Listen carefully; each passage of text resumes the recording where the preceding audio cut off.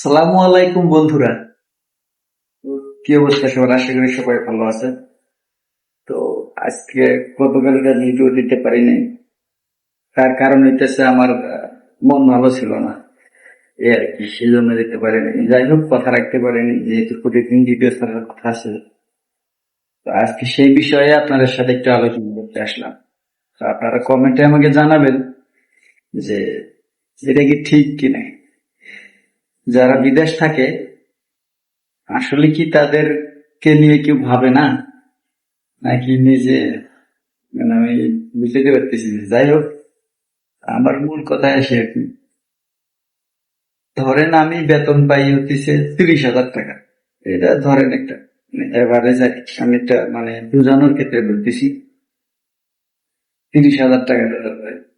তো বেতন পাইয়া আমি এই মাসে ধরেন আমি 40,000 টাকা বাড়িতে পাঠাইছি। এখন আমার বেতন হইলো 30,000 টাকা, আর আমি পাঠাইছি হলো কত, 40,000 টাকা। আচ্ছা, ভালো কথা। যেহেতু বাড়িতে মানে একটু সমস্যার কারণে 40,000 টাকা পাঠাইছি। তো আমার বেতন যদি 30,000 টাকা হয়ে থাকে, 40,000 টাকা যদি আমি পাঠায় দিই বাড়িতে, তার মানে আমি তো আর চুরি করি নাই। নিশ্চয়ই আমি এটা কোনো না কোনো ম্যানেজ করতে হয়, আমার বন্ধু বান্ধবের কাছ থেকে ম্যানেজ করছি, অথবা কার কাছ থেকে ধার নিছি। অবশ্যই ধারই নিছি, বিষয়টা তো এরকমই, তাই না? চুরি তো আর করি নাই। যদি ওটা নিয়ে থাকি তাহলে অবশ্যই সামনের মাসে আবার দিতে হবে, টাকাটা ব্যাক দিতে হবে। 10,000 টাকা তার থেকে নিজে তাকে তো দিতে হবে, তাই না? এখন আমার কথা হলো যে আমি যে বেতন পাই 30,000 টাকা, এটা তো অবশ্যই আমার ফ্যামিলি জানে। 40,000 টাকা পাঠাইছি এটাও কিন্তু ফ্যামিলি বুঝে, কিন্তু কই থেকে পাঠাইছি এটা কিন্তু ভাবে না। অবশ্যই ভাবে, কিন্তু তারা মনে করে যে আমি মনে হয় যে বেতন রাইখা দেই, টাকা আমার বেশি বেতন। এটা তারা বুঝতে চেষ্টা করে না যে আমি এটা ধার করে নিয়ে দিছি, পর মাসে তো অবশ্যই এটা আবার শোধ করতে হবে। আমার কথা হলো, 30,000 টাকার জায়গায় 40,000 টাকা পাঠাইছি, যেহেতু বাড়িতে সমস্যা। ভালো কথা। এটা তো বুঝতে হবে যে আগামী মাসে আবার 10,000 টাকা আমি কম পাঠাইতে পারবো, কারণ যেহেতু এখানে আমার খানা দানা আছে।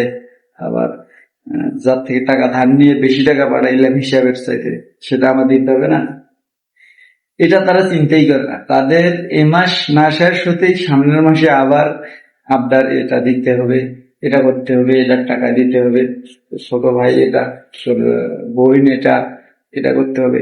মানে এখন আমি তাদেরকে কি করে বুঝাবো? আমার তো দেনা আছে, যেহেতু আমি টাকা বেশি পাঠাইলাম, এটা তো আমার শোধ করতে হবে। তাদের মাথায় এটা মানে এই জায়গায় নাই, ভাবেই না নাকি ভাইবাও এরকম বলে, মাথায় ধরেন।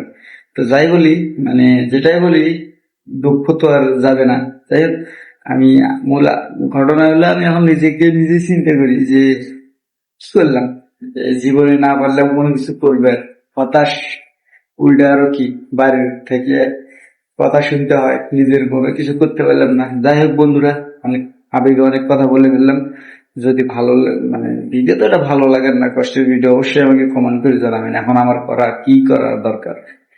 আর যারা আমার মতো হতভাগা প্রবাসী, তারাও একটু সেভ, টাকা পয়সা সেভ করেন, আমার মতো যখন নিঃস্ব না হতে হয়। যাই হোক বন্ধুরা, সেই পর্যন্তই। বেশি কথা বললাম না, ভালো লাগতেছে না। তো ভিডিওটা দেখলে অবশ্যই সাবস্ক্রাইব করুন চ্যানেলটা। Thank you, by.